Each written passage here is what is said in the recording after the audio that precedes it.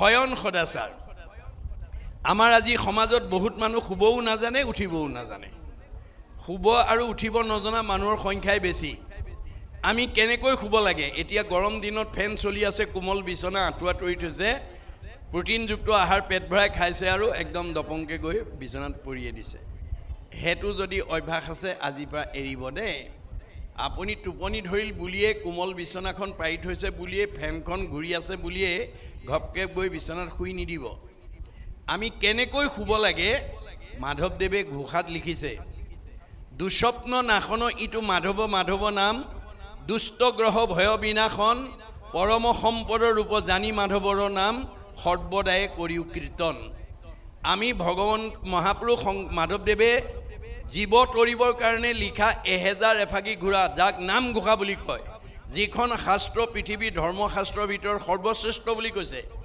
পৃথিৱীত ধৰ্মশাস্ত্ৰ আছে যত সবাহাৰে সাৰ আছে ঘোষাৰ মধ্যত আপুনি জীৱন্ত অৱস্থাত যদি 1000 এফাকি ঘোষাৰ তত্ত্ব আয়ত্ত কৰিব পাৰে পৃথিৱীত এনেকুৱা দ্বিতীয় ব্যক্তি নোলাব যিজনে আপোনাক তৰ্কযুদ্ধত পৰাস্ত কৰিব পাৰিব সমস্ত শাস্ত্ৰৰ যুক্তি ঘোষা শাস্ত্ৰত আছে গতিকে আপুনি এটা ঘোষা নুগুৱাকৈ শুব নালাগে কেতিয়াবা আপোনাৰ পাৰিবাৰিক জীৱন দাম্পত্য জীৱন যুগ্ম জীৱন সাংসাৰিক জীৱন সামাজিক জীৱনৰ কিবা প্ৰতিক্ৰিয়াই মনত এনেকৈ প্ৰভাৱ পেলায় যে বিছনাত শুই থাকোঁতে টোপনি নাহে ছাতি পুতি লাগি থাকে বহুত সময়লৈকে টোপনি নাহে তেনেকুৱা দুৰ্দিন যদি কাৰোবাৰ জীৱনলৈ নামি আহে তেতিয়াহ'লে আমি কি কৰিব লাগিব আপোনাৰ যিমান ঘোষা মুখস্থ আছে যিমান কীৰ্তন মুখস্থ আছে যিমান বৰগীত মুখস্থ আছে যিমান দিহানাম মুখস্থ আছে এফালৰ পৰা গাই যাওক গাবলৈ যত্ন কৰক অতি কম সময়ৰ ভিতৰতে সাউণ্ড স্লিপ মধুৰ টোপনি আহি যাব মনত ৰাখিব কথাটো এয়া আমাৰ ঔষধ দিছে মহাপুৰুষসকলে আমাৰ সমাজত বহুত মানুহ উঠিবও নাজানে সাৰ পালে চকু মোহাৰি জাপংকে নামি আহে কিন্তু কামৰ ধান্দাত নামি আহে তেনেকুৱা স্বভাৱ আছে যদি আজিৰ পৰা এৰিব আমি কেনেকৈ উঠিব লাগে আমাৰ ভাগৱতত গুৰুজনাই বৰ্ণনা কৰিছে যে যিজন ভগৱন্ত সৃষ্টি স্থিতি গৰাকী তেওঁ তিনিটা গুণনাম লৈ আমাৰ দেহ জগতত অৱস্থান কৰি আছে কেনেকৈ আছে ব্ৰহ্ম পৰমাত্মা ভগৱন্ত একে তত্ত্ব একৰেখে তিনি নাম লক্ষণ ভেদত তিনিটা গুণনাম লৈ আমাৰ দেহত অৱস্থান কৰি আছে ব্ৰহ্মৰূপে আমাক চৈতন্য কৰি ৰাখিছে আপুনি দুৰ্ঘূৰ টোপনি গ'লেও আপুনি জীয়াই থাকে এজন টোপনি যোৱা মানুহে ক'ব পাৰে নেকি মই জীয়াই আছো নে মৰিলোঁ নোৱাৰে তৎসত্ত্বেও আপোনাক জীয়াই ৰাখে কোনে ব্ৰহ্ম শক্তিয়ে মনত ৰাখিব সাৰ পোৱাৰ লগে লগে চকুৰে দেখে কাণেৰে শুনে মুখেৰে খাই হাতেৰে কয় ভৰিয়ে যায় গোটেই ইন্দ্ৰিয়বিলাকক সচেতন কৰি ৰাখিছে কোনে পৰমাত্মাই আৰু সৃষ্টি স্থিতি প্ৰলয় গৰাকী ভগৱন্তই যথা কৰ্ম তথা ফল দিবৰ কাৰণে হৃদয়তে আছে সেইকাৰণে অৰ্জুনক কৈছে অৰ্জুন কৰ্মাণি অধিকাৰ অস্তি মা ফলক দাসন অৰ্জুনক মাত্ৰ বেছ কৰি লৈছে আমাকে কৈ আছে দেই গতিকে অৰ্জুনক কি বুলি কৈছে আৰু হেৰা শুনা তুমি একবিনে নহ দুই অবিদ্যা মায়াত ভিন্ন দেখি অৰ্জুন তুমিয়ে মই একেটাই মায়াত থকাৰ কাৰণে মানুহে আমাক দুটা দুটা বুলি ভাবে মোৰ অংশ জীৱ তুমি মই আত্মা অন্তৰ্যামী এই হেতু তুমি মই সখী তুমি মোৰ অংশ জীৱ অৰ্জুন সেইকাৰণে তুমিয়ে মই সখী অৰ্জুন যদি সখী আমি হয়নে নহয় আমি তেওঁৰ অংশ জীৱ হয়নে নহয় এই কথা উপলব্ধি কৰিব লাগিব দেই আৰু সাৱধান কৰিছে সাৰথিৰ কহোঁ বেদ লোৱাত আৰু পৰিছেদ আনে নজানয় মহামতী যিগোটা যে মহাৰথী ৰথেশ্বৰী কৰাগতি ৰথ পুনু চলাৱে সাৰথী হে অৰ্জুন তুমি যিখন ৰথত উঠি মহাৰথী হিচাপে যুদ্ধত অৱতীৰ্ণ হৈছা কৰ্মত অগ্ৰগতি কৰিছা সেই ৰথখন কিন্তু মই পৰিচালনা কৰি আছোঁ সৰ্বতো সময়তে মনত ৰাখিবা অৰ্জুনৰ ৰথখন যদি কৃষ্ণই পৰিচালনা কৰিছে আমাৰ ৰথখন কোনে পৰিচালনা কৰিছে আমাৰ ৰথখনৰ নাম কি দেহ ৰথ ঘোঁৰা মন ইন্দ্ৰী প্ৰাণ সেনাগণ বিষয় অৰণ্য ভৈলতা আমাৰ দেহটোক ৰথৰ লগত তুলনা কৰিছে মনক ঘোঁৰাৰ লগত আৰু ইন্দ্ৰিয়বিলাক সেনাৰ লগত আজি আমাৰ মানুহবিলাক যিজন থকাৰ কাৰণে চকুৰে দেখিছোঁ কাণেৰে শুনিছোঁ মুখেৰে খাইছোঁ হাতেৰে কৰিছোঁ ভৰিৰে গৈছোঁ সেইজনৰ কথা শুনিবলৈ সেইজনৰ কথা ভাবিবলৈ সেইজনৰ কৰ্ম কৰিবলৈ আমাৰ বহুতৰ সময় নাই গতিকে যিজনে আমাক চৈতন্য কৰি ৰাখিছে সেইজনৰ কথা শুনিবলৈ, সেইজনৰ কথা ভাবিবলৈ, সেইজনৰ কৰ্ম কৰিবলৈ কাৰোবাৰ যদি অৱকাশ নাই, সময় নাই, তাৰ সেই ৰথখন ভালকৈ নচলিব দেই। ঘূণে ধৰিব। কেনেকৈ? অৰ্শ, গুল্ম, পিত্ৰ, কেঁচুমূৰীয়া, মূৰৰ বিষ, পেটৰ বিষ, দাঁতৰ বিষ, কঁকাল বিষ, কাৰ কি আছে। আপোনাৰ শৰীৰত যদি কিবা বেমাৰে অৱস্থান কৰিছে তাৰ কাৰণে মনক দায়ী কৰি থৈছে। মনে পাপ কৰে যায় লাগয় জীৱত। মনে ঈশ্বৰ সেৱা নকৰে, খাবলৈ লাগে মাত্ৰ পেট ভৰাই, আমাক খোৱাৰ ধান্দাতে থাকে, কিন্তু ভকতি নকৰে। গতিকে মনে পাপ কৰে যায় লাগয় জীৱত, সিকাৰণে জীৱে দুখ ভুঞ্জে সংসাৰত। আপুনি মনক যদি সংযম কৰিব নোৱাৰে, আমাৰ মনৰ কবলত কৰা কামে আপোনাৰ শৰীৰটো অসুস্থ ৰাখিব। সেইকাৰণে অৰ্জুনক কৈছে, অৰ্জুন তুমি 4 মুঠি জীৱৰ ভিতৰত সৰ্বশ্ৰেষ্ঠ। মনক সংযম কৰিবা, ইন্দ্ৰিয়ক সংযম কৰিবা, নহ'লে আহিল কণা গ'ল কণা, খাগৰি কাটিল 3 কণা, তোমাৰ জন্ম ধৰা সাৰ্থক নহ'ব। অৰ্জুনে প্ৰতিবাদ কৰিছে, হেন শুনি অসন্তোষ কৰন্ত অৰ্জুন, ইন্দ্ৰিয়ক বশ্য কৰি বাক পাৰে কোন। কাৰ খাদ্য আছে ইন্দ্ৰিয়ক সংযম কৰিব, মনক সংযম? নাই নাই, এইটো প্ৰস্তাৱ মোৰ গ্ৰহণযোগ্য নহয়। কৃষ্ণই হাঁহি পেলাই কি বুলি ক'লে? কৃষ্ণে বোলে সখী তুমি নকৰিবা ভয়, অভ্যাসতে ইন্দ্ৰি বশ্য আপুনি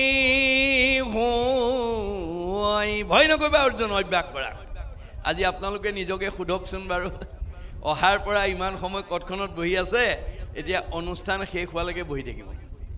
ঘৰত অকলে এনেকৈ কট এখন পাৰি ইমান সময় বহি থাকিব পাৰিলেহেঁতেন নে? নোৱাৰে। আজি কোনে বহাইছে, কিয় বহিছে, এই কথা আমি ৰহস্য ভেদ কৰিব লাগিব। আমি এই ৰহস্য ভেদ কৰিবৰ কাৰণে আহিব লাগে। ৰহস্যক জানে যিটো লোক সততে কীৰ্তন কৰে মুক, ধৰি দৃঢ় ব্ৰত কৰি যত্ন বিপৰীত। আজি আমাক কোনে বহাইছে? বেদে কৈছে স্ব পৰম অনুৰক্তি ঈশ্বৰেই ভক্তি। আজি আপোনালোকে ইয়াত বহি থকা সকলে এটা অনুৰাগ, আগ্ৰহ এটা লৈ আছে আজি ভাগৱতৰ কথা শুনিবৰ কাৰণে, জানিবৰ কাৰণে, বুজিবৰ কাৰণে।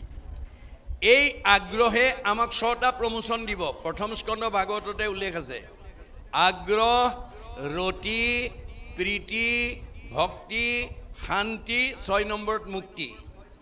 আপোনালোকে এই অভ্যাসৰ মাজলৈ নিজেও আহিব লাগিব, ল'ৰা ছোৱালীকো আনিব লাগিব। গতিকে আমাৰ ল'ৰা ছোৱালীবিলাকেও যাতে এনেকুৱা বছৰত এবাৰ হ'লেও আহি শুনিব পৰাকৈ আপোনালোকে আহ্বান জনাব লাগিব। অৰ্জুনক কৈছে, মোৰ ভক্ত যিটো নোহে ভিন্নতাৰ বোল, মৰিবাৰ বেলা কৰে হিয়াকুল ব্যাকুল, লোকে সোমৰাৱৈ বোলে বোলা ৰাম হৰি, তাক নুবুলিয়া মৰৈ আয়ৈ বাপু বুলি। মোৰ ভকতৰ সংগলৈ যি মানুহ নাহে, মোৰ নাম যি নলয়, সি মৰিবৰ সময়ত ঈশ্বৰৰ নাম ল'ব নোৱাৰে। কোনোবাই কৃষ্ণ বুলি কোৱা বুলিলেও আয়ৈ বোপায়ৈ বুলিহে মৰিব, সি নোৱাৰে। গতিকে আমি এই অভ্যাসৰ মাজলৈকে আমি নিজেও আহিব লাগিব আৰু ল'ৰা ছোৱালীকো আনিব লাগিব। তেতিয়া আমাৰ মুক্তি পাব জীৱই, মানে 6 নম্বৰত মুক্তি লাভ কৰিব। এইটো আমাৰ ক্ৰম দেখুৱাইছে। গতিকে এইখিনি সদাচাৰ আমি মানিব লাগিব। গতিকে মানে আমাৰ সেইকাৰণে অৰ্জুনক কৈছে, কৰ্মাণি অধিকাৰ অস্তি, কামৰ অধিকাৰ দিলোঁ, মা ফল সদাচন, মোৰ পৰা ফল নিবিচাৰিবা। অৰ্জুনে প্ৰতিবাদ কৰিছে, ফলেই বিচাৰিব নালাগে যদি, তোমাক কাম কৰা কি প্ৰয়োজন? এতিয়া কৃষ্ণই হাঁহি পেলাই কৈছে, কৃষ্ণে বোলে শুনা তাৰ সেইটো মহাবল, নুখুজিলে ঈশ্বৰে আপুনি দেন্ত ফল। এই অৰ্জুন তুমি মোৰ পৰা ফল বিচাৰিব নালাগে, মই নোখোজাকে দিম। নোখোজাকে দিয়া বোলে, প্ৰমাণ যেন আতি শিশু চোৱা ভক্ষ নোখোজয়, তথাপিতো স্নেহে থাকি মাতৃস্তন দে। এটা কেঁচুৱাই গাখীৰ নিবিচাৰিলে বুলি মাকে বিচনাত পেলাই থৈ দিনটো কামতে আবদ্ধ হৈ নাথাকে। কৰ্মৰ মাজৰ পৰাই পুত্ৰ স্নেহত আপ্লুত হৈ এগৰাকী মাতৃয়ে যেনেকৈ নিজৰ সন্তানক স্তন দান দিয়ে, ময়ো ভক্তৰ যথা কৰ্ম তথা ফল দিম, মাত্ৰ তুমি কৰ্ম নিৰ্বাচন কৰিবা। বোলে কৰ্ম কি? বেদে যাক বিহি আছে তাকে বোলে কৰ্ম, বেদবিহিত কৰ্ম কৰিবা। বেদে কি কৰিছে? ঈশ্বৰৰ্থে যিটো কৰে তাকে বোলে কৰ্ম। এয়া ঈশ্বৰৰ্থে কৰা, এইটো বেদ কৰ্ম। আমাৰ উপাৰ্জনৰ সাৰ্থকতা তেতিয়াহে হ'ব, অৰ্থ আজি বাৰ কিঞ্চিত একো নাহি ফল, যদি নভ জয় হৰি চৰণ কমল। আপুনি উপাৰ্জন কৰা ধনেৰে যদি আজিৰ দৰে ঈশ্বৰৰ সেৱা কামত ব্যৱহাৰ কৰা নাই, হেতু ধনৰ কোনো মূল্য নাই কিয় দুখ কৰি ধন ধান আৰ্জা যত মানে কৃষ্ণে এৰে যদি তাকো খাইবে আনে আপুনি ব্যৱসায় বাণিজ্য কৰি চাকৰি কৰি বহুত ধন উপাৰ্জন কৰি বেংকত ফিক্স ডিপজিট কৰি থব পাৰিব কিন্তু যিদিনাখন আপোনাৰ দেহৰ পৰা কৃষ্ণ ওলাই যাব আত্মা ওলাই যাব সেই দিনাখন আপুনি ফিক্স ডিপজিটৰ ধনটো আপুনি ভোগ কৰিবলৈ নাপায় কোনে কৰিব নমিনিয়ে ভোগ কৰি থাকিব আপুনি আৰু খাবলৈ নাপায় সেই কাৰণে গুৰুজনে কৈছে নিজ হস্তে আৰ্জি যদি উক জগন্নাথ কিছু ব্যয় কৰি উক হৰিৰ সেৱাত তুমি জীয়াই থাকোঁতে এই দুখন হাতেৰে যি উপাৰ্জন কৰিছা তাৰ কিবা এটা অংশ মোৰ কামত ব্যৱহাৰ কৰিবা জীৱা কিছু আছে ধন তেজাত আৰু মোহ মন কিছু ব্যয় কৰা হৰি অৰ্থে যি আছে তাৰ পৰা কিবা এটা অংশ দিল খুচিকে আপুনি দিব তেতিয়া কি হ'ব তেবেকে ভকতি বাঢ়ে মাধৱত প্ৰেম চৰে তেবে ধন নাযায় তাৰ ব্যৰ্থে বিতুলৰ 4 দিনীয়া কাৰ্যসূচীয়ে কাম কৰোঁতে বহুত পইচা খৰচ হৈছে দেখাত খৰচ হৈছে আচলতে জমা হৈছে ভগৱানৰ মতে জমা হৈছে কেনেকৈ এক গুণ লগাইলে অনন্ত গুণ হয় নাজানি মুগুদ সবে ধন সাঞ্চিত হয় মোৰ কামত এগুণ লগালে মই অনন্ত গুণ দি দিম মই ভকতৰ ধাৰ নাখাওঁ তুমি দুহাতে দিবা মই 4 হাতে দিম তুমি কিমান চপাবা এই কথা নজনাসকলে মোৰ কামত ব্যৱহাৰ কৰিবলৈ টান পায় ফলত কি হয় শাকত নেখাই লোন পিটিকাত যায় 3 গুণ ভগৱানে কৈছে মোৰ কামত যি খৰচ নকৰে তাক মই বেয়া কামত খৰচ কৰাই দিম ধন সাঞ্চি যিটো বিষ্ণু বৈষ্ণৱক নেদৈ গৃহাগত ভৈলে তাক নাই বুলি খেদৈ মাধৱৰ নাম লৈয়া বৈষ্ণৱ বোলাৱে হেনয় জনক দণ্ড দিয়ন্ত মাধৱে আপোনাৰ ভগৱানে দিয়া পইচা থাকি যদি ভগৱানৰ কামত যদি ব্যৱহাৰ নকৰে কি বৈষ্ণৱে হওক বা অবৈষ্ণৱে হওক মই তাক দণ্ড দিম শাস্তি দিম কেনেকৈ দিম নহি সুৰে নেই নহি অগ্নিয়ে দহয় নহি দণ্ড বন্ধ হুয়া ৰাজাই লয় তাৰ ধৰণটো হয় চুৰ ডকাইত উগ্ৰপন্থীৰ দ্বাৰা লৈ যাম নহয় জুয়ে পুৰিব নহয় আকস্মিক দুৰ্ঘটনা বেমাৰ আজাৰ হৈ পুলিচে খাব সীমানতো মই ৰেহাই নিদিওঁ হা ধন বুলি পাছে কান্দেৰাও বান্ধি ঘৰে ঘৰে ভিক্ষা মাগে কৃষ্ণ কৃষ্ণ বুলি মই দিয়া ধন থাকি মোৰ কামত যদি ব্যৱহাৰ নকৰে পিছৰ জন্মত তেওঁক ভিক্ষাৰী কৰি পঠিয়াই দিম আৰু মোৰ নাম লৈ লৈ ভিক্ষা খুজিলেহে সেই দুখৰ পৰা মুক্ত হ'ব পাৰিব এতিয়া আপোনালোকে গাড়ীয়ে মটৰে ট্ৰেইনত গ'লে দেখিব যি জনগোষ্ঠীৰে ভিক্ষাৰী নহওক ঈশ্বৰৰ নাম লৈ ভিক্ষা খোজে এইটো ভাগৱত দৰ্শন গতিকে আমি উপাৰ্জন কৰিলেই নহ'ব ব্যয় কৰিবও জানিব লাগিব নহ'লে ধনেই আপোনাৰ মৃত্যুৰ কাৰণ হৈ যাব পাৰে আজি সমাজত বহুত মানুহ ধনৰ কাৰণে উগ্ৰপন্থী বলি হ'ব লগা আছে বহুত মানুহে ঘৰৰ ভিতৰতে চুৰ ডকাইতৰ বলি হ'ব লগা আছে কিয় ব্যৱহাৰ কৰিব নাজানে আপোনালোকৰ গাঁওখনৰ ধনী মানুহে যদি গাঁওখনৰ কাৰণে অনুষ্ঠানৰ কাৰণে প্ৰতিষ্ঠানৰ কাৰণে মানে অৰ্থ ব্যয় কৰিছে তেওঁ কিবা ভুলক্ৰমে যদি ৰাতি ভাওনা চাবলৈ আহোঁতে যদি দুৱাৰখন মাৰিবলৈও পাহৰে তেওঁৰ ঘৰলৈ চুৰ ডকাইত নাযায় কাৰণ ভগৱানে কৈছে কাৰ ঘৰলৈ চুৰ পঠাব লাগে কাৰ ঘৰলৈ ডকাইত পঠাব লাগে সেই তথ্য মোৰ হাতত আছে মই 14জন সাক্ষী 2জন কেৰেণীৰ দ্বাৰা সেই তথ্য মই সংগ্ৰহ কৰি আছোঁ 14 ভুৱনে লোক আছে যত মানে সবাহাৰে ন্যায় নীতি দেখে বিদ্যমানে চিত্ৰগুপ্ত নামে 2 লিখক নিৰ্ভয় সবাহাৰে পাপ পুণ্য তেৰেজ কৰয় গুপুত পাপক গুপ্ত লিখকে লিখয় দেখা মানে পাপচিত্ৰ লিখন্ত নিশ্চয় 14জন সাক্ষী তাৰ থাকয় লগত ভান দিবে নোৱাৰে পাপ পুণ্য আছে যত মাধৱদেৱে কৈছে তুমি মোক ভান্দা তোমাকো মই ভান্দু 14 সাক্ষীক ভান দিবা কোনো উপায় আমাৰ লগত 14জন দেৱতা সাক্ষী থৈছে ভগৱানে চকুৰ লগত সূৰ্য দেৱতা কাণৰ লগত দগদিকপাল নাকৰ লগত অশ্বিনী কুমাৰ মুখৰ লগত অগ্নি দেৱতা জিভাৰ লগত বৰুণ দেৱতা ছালৰ লগত বায়ু দেৱতা হাতৰ লগত ইন্দ্ৰ দেৱতা ভৰিৰ লগত বিষ্ণু দেৱতা ভৰিত বিষ্ণু থাকে কাৰণে আমি ভৰিত সেৱা কৰোঁ গুজ্জৰ লগত মিত্ৰ দেৱতা লিংগৰ লগত প্ৰজাপতি বুদ্ধিৰ লগত ব্ৰহ্মা চিত্ৰৰ লগত বাসুদেৱ মনৰ লগত চন্দ্ৰ অহংকাৰৰ লগত ৰুদ্ৰ এই 14জন সাক্ষী 2জন কেৰেণী চিত্ৰ আৰু গুপ্ত চিত্ৰই দেখা পাপ লিখে গুপ্তই নেদেখা পাপটো লিখে আপোনালোকে সবে মোৰ মুখলৈ চাই আছে মই ভাবিছোঁ ঠিকেই চাই আছে কিন্তু কোনোবাই মোৰ মুখলৈ চাই আছে মনে মনে আকৌ ঘৰত এৰি থৈ অহা কামকেইটা কথা ভাবি আছে বা ল'ৰা ছোৱালীকেইটা এৰি থৈ আহিলোঁ কেনেকেনো খাইছে কি কথা ভাবি আছে তেতিয়া গুপুত কেৰেণীয়ে ক'ব কল্পনা পাঠকত থকাও চাই পাঠকৰ মুখলৈ চাই থকাও হয় কিন্তু মনে মনে ল'ৰা ছোৱালীৰ কথা ভাবি আছিলে যাদৱ থকাও হয় কিন্তু ঘৰত এৰি থৈ অহা কামকেইটা কথা ভাবি আছিল লগে লগে নম্বৰ কাটি দিব গতিকে পূৰ্ণ নম্বৰ আজি আমি যদি ইয়ালৈ আহিছোঁ 100% আমি পূৰ্ণ নম্বৰ পাব লাগে, কিন্তু নাপাবও পাৰোঁ যদি আমি মনৰ মানে কৃষ্ণ কথা শুনাৰ নিয়মটো যদি নাজানো। সেইকাৰণে অৰ্জুনক কৈছে, সখা জীৱনৰ যিটো দিনত সাধুৰ সংগত বহি মোৰ পৰম মংগল নাম শুনিবা, সেইদিনা তোমাৰ দুগুণ দুগুণ পাপৰ পৰা মুক্ত কৰিব পাৰিবা যদি শ্ৰদ্ধাৰে শুনা। পৰম মংগল নাম যিপুনো শ্ৰদ্ধাই শুনৈ, হৰৈ পাপ তাহাৰ দুগুণ, ঐ অনিচ্ছাত এক গুণ, শ্ৰদ্ধাত দুগুণ নাম, এহি মতে বুজিবা অৰ্জুন। অৰ্জুনক বেছ কৰি লৈছে, আধাৰ আমাক কৈ আছে।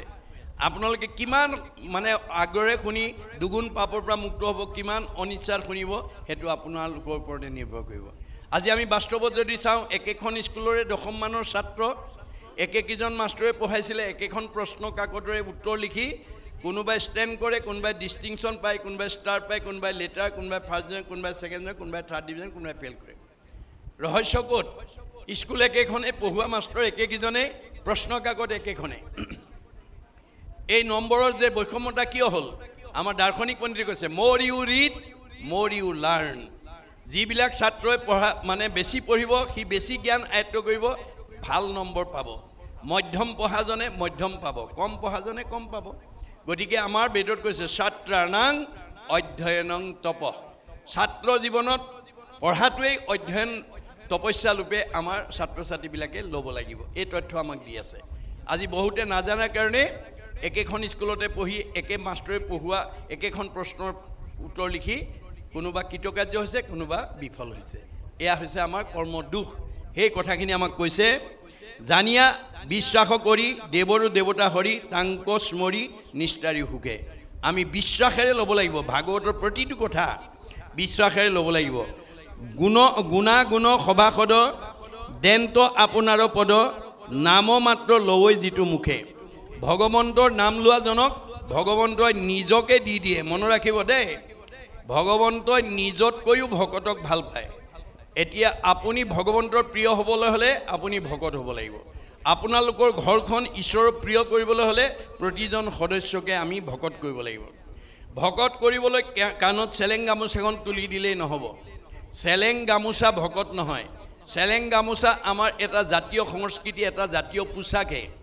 ভকত হ'বলৈ হ'লে আমাৰ 3টা আখৰ বৈশিষ্ট্য লাগিব। ভকত।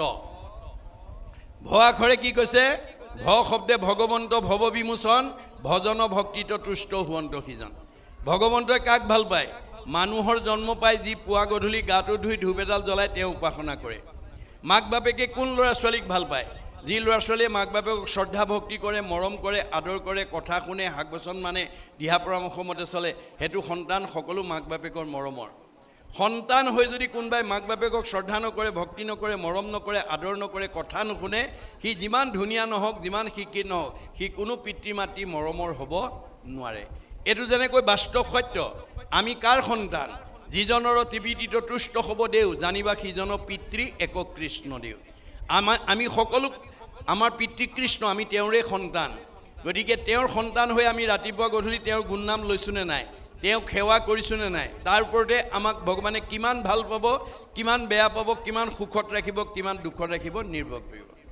ক শব্দে কৃষ্ণভজী পবিত্ৰ পৰম, আত্মাক দেশন্ত কৃষ্ণ সমস্ত দেশম। ক আখৰে কৈছে, আত্মা দৃষ্টিত আমি সকলো সমান। দেহৰ বৈষম্যতা আছে, মতা আছে, মাইকী আছে, বগা আছে, ক'লা আছে, ওখ আছে, চাপৰ আছে, শকত আছে, ক্ষীণ আছে, আপোন আছে, পৰ আছে, চোট আছে, বৰ আছে। এইবোৰ দেহৰ ধৰ্ম। আমি দেহ ধৰ্ম এৰি আত্মা ধৰ্ম ল'ব লাগে। আজি আমাৰ এই কথাটো নজনাৰ কাৰণে দেহ ধৰ্ম লোৱা মানুহৰ সংখ্যা বেছি। আমাৰ দেহ ধৰ্ম লোৱা মানুহৰ স্বভাৱ কি? আমাৰ বুঢ়াসকলে কয়, খেনুক দেখি ৰান্ধে বাঢ়ে, খেনুক দেখি দুৱাৰ মাৰে। আমাৰ কিছুমান মানুহ আছে, ধনী মানি চাকৰি বাকৰি লোৱা কৰা মানুহ আহিলে একদম মাটিনি ভিতৰত ছুপাৰ চিটত বহুৱাই ধুনীয়াকৈ খুৱাই বুৱাই পঠিয়াব। অলপ দুখীয়া নিচলা মানুহ চাকৰি বাকৰি নোহোৱা আহিলে চোতালতে সুধিব, কেলৈ আহিছিলে? এই বোলে বাপক লগ কৰিব আহিছিলোঁ। এই নাই নহয়, ক'লৈ গ'ল? এই মাত্ৰ বজাৰ কৰিবলৈ গ'ল। হয় নেকি? বোলে হয়, তেনেহ'লে যাওঁগৈ। বোলে যোৱা আৰু। আমাৰ বহুতে চোতালৰ পৰাই খেদি দিয়ে। মনত ৰাখিব দেই, সেইটো স্বভাৱ আছে যদি এৰিব। আপোনাৰ দেহৰহে ওচৰ আঁতৰ আছে, আত্মাৰ নাই।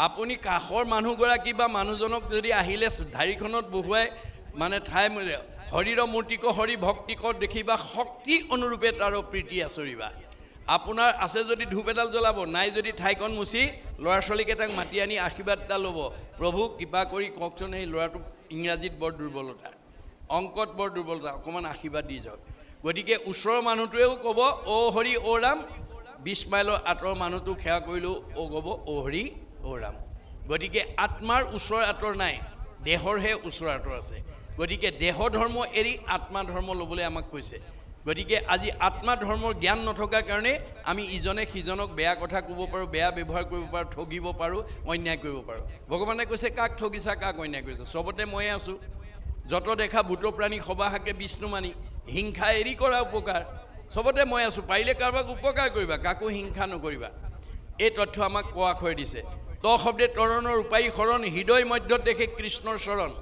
আমাৰ হৃদয়তে কৃষ্ণ আছে সমস্ত ভূতৰে মই আছোঁ হৃদয়ত তত্ত্ব নাপায় মোক বিচাৰে বাহিৰত আজি আমাৰ বহুত মানুহে বাহিৰত তপ জপ যাগ যজ্ঞ হোম ব্ৰতৰ দ্বাৰা বিচাৰি ফুৰিছে ভগৱন্ত আমাৰ হৃদয়তে আছে এই তিনিটা আখৰৰ গুণ যাৰ আছে তাকে সে বুলিও ভকত জানিবা নিশ্চয় নিজে তৰি কুলকো উদ্ধাৰ হয় এই তিনিটা আখৰৰ গুণ থকাজন ভকত তেওঁ নিজেও তৰিব আনকো তৰাব আপোনালোকৰ ঘৰত যদি এজন ভকত গুণৰ মানুহ আছে তেওঁ নিজেও উদ্ধাৰ হ'ব পৰিয়ালকো উদ্ধাৰ কৰিব আৰু যদি ভকতৰ অভকত আছে সি নিজেও মৰিব আপোনাৰ পৰিয়ালটোকো মাৰিব অভকতে অনিষ্ট কৰিব ভকতে উদ্ধাৰ কৰিব গতিকে এই তিনিটা আখৰৰ বৈশিষ্ট্যটো আমি নিজৰ লগতে ল'ৰা ছোৱালীক দিব লাগিব অৰ্জুনে তাতেই ক্ষান্ত থকা নাই অৰ্জুনে আৰু জানিবৰ কাৰণে প্ৰশ্ন কৰিছে কি বুলি অৰ্জুনে বুলন্ত প্ৰভু শুনা নাৰায়ণ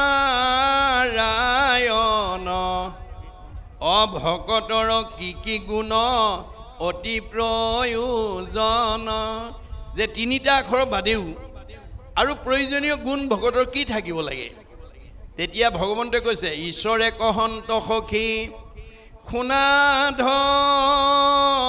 ধনঞ্জয় ভকতৰ যি গুণ থাকিবে লাগয় এই তিনিটা আখৰ বাদেও আৰু কি গুণ থাকিব লাগে শুনা ক্ষমাশীল সমদম ইন্দ্ৰিয় সংযম এহি পঞ্চতত্ত্ব ভকতৰ আশ্ৰয় নিয়ম এই পাঁচটা সদ্গুণ থাকিব লাগিব ক্ষমা শীল সম দম ইন্দ্ৰিয় সংযম পঞ্চতত্ত্ব যিজনে কৰিব প্ৰকাশ সেহিহে জানিব ধৰ্ম নামতো বিশ্বাস এই পাঁচটা সদ্গুণ যাৰ থাকিব সিহে নামৰ মহিমা কি ধৰ্ম কি বুজি পাব আনে বুজি নাপায় আৰু কৈছে যে নেৰি বেক ধনে ধানে মানে এশকতি নাপাইবে উদ্ধাৰ সখী যাইবে অধুগতি আমি যদি জীৱন্ত অৱস্থাত কেৱল মান সন্মান সুখ ভোগৰ কথাকে ভাবি থাকোঁ সেইটো জীৱ উদ্ধাৰ হ'ব নোৱাৰিব সত্যে সত্যে সখী মই কহিলোঁ বুজাই বেশধাৰী লোকৰ কিঞ্চিত একো গতি নাই মই তোমাক শপত খাই কৈছোঁ যে বেশধাৰী লোকে গতি নাপায় কেনেকৈ নভৰে কলসী যেন নিয়ৰৰ জলে জানিবা তাহাৰো গতি নাহি একো কালে আপুনি কয় এটা কৰে এটা এনেকুৱা স্বভাৱত যাতে আমি ভক্তি কৰিব লগা নহয় যাৰ কাৰণে কৃষ্ণই সৰুকালতে কেইবাটাও দৈত্য নিধন কৰি লৈছে মাৰি লৈছে কিয় এই কথাটোৱে আমাক কি শিকাইছে যে আমি সৰুকালতে জন্মগত যিবিলাক আসুৰিক স্বভাৱ ল'ৰা ছোৱালী সৰুৰ পৰাই মাৰিব লাগিব অৰ্থাৎ সংস্কাৰ কৰি দিব লাগিব গতিকে তেওঁ সৰুকালতে সেই আসুৰিক বাহিৰত অসুৰ সজাইছে আচলতে আমাৰ অন্তৰৰ কথা কি কৈছে আসুৰিক স্বভাৱবিলাক জন্মগতভাৱে কিছুমান ল'ৰা ছোৱালী খঙাল অসন্তোষীয়া জেদি এনেকুৱা পঢ়া শুনাত মন নাই দুষ্টালি ইত্যাদি ভাৱবিলাক জন্মগতভাৱে আহে গতিকে মাক বাপেকে লক্ষ্য কৰি কোনটো বেয়া গুণ আছে তাক আঁতৰাবৰ কাৰণে যত্ন কৰিব লাগিব মাৰিব লাগিব মৰা মানে সংস্কাৰ